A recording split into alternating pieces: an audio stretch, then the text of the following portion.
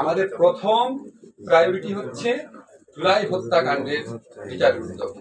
Second priority হচ্ছে এই যে আপনাদের গায়েবী মামলা হয়েছিল, অবিশ্বাস্য সব মামলা, যেগুলি আপনারা সাংবাদিকরা যেগুলো উদ্ঘাটন করেছেন, আপনারা সাংবাদিকরা প্রমাণ করে দিয়েছেন গায়েবী মামলা আপনাদের রিপোর্টে, কিন্তু আনফর্চুনেটলি আমাদের বিচার বিভাগের চোখে পড়ে নাই। কেন পড়েনি আমি খুব অবাক হতাম।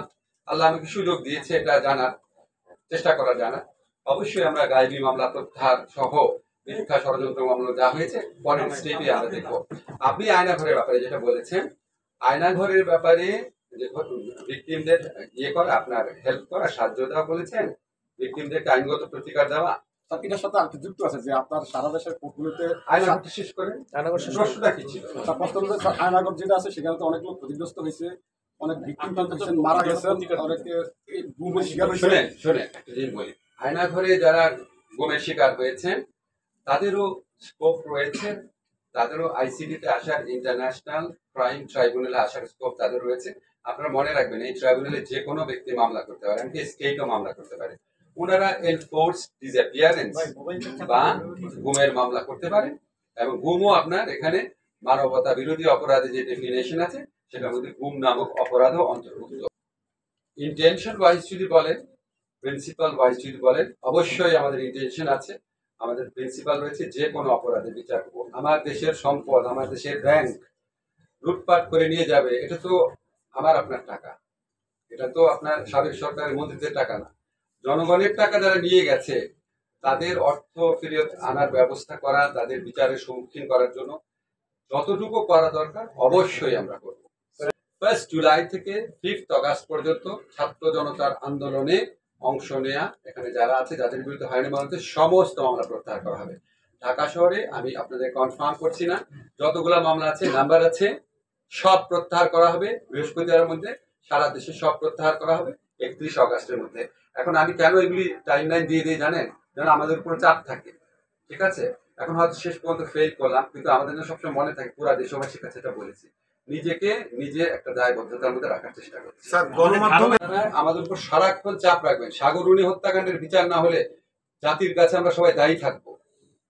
আমি বিশ্বাস করতে পারি না যেরকম একটা পার্স করা হয়েছে, এরকম একটা নির্মম হত্যাকাণ্ড নিয়ে যে কারো বিরুদ্ধে, এটা বেগম খালেদা জিয়া নাকি অন্য কেউ, এটা আমাদের দেখার বিষয় না, যে কারো বিরুদ্ধে মিথ্যা ষড়যন্ত্রমূলক মামলা হয়েছে সেখানে আমাদের প্রতিকার দেওয়ার যা যা স্কোপ আছে আমরা করব।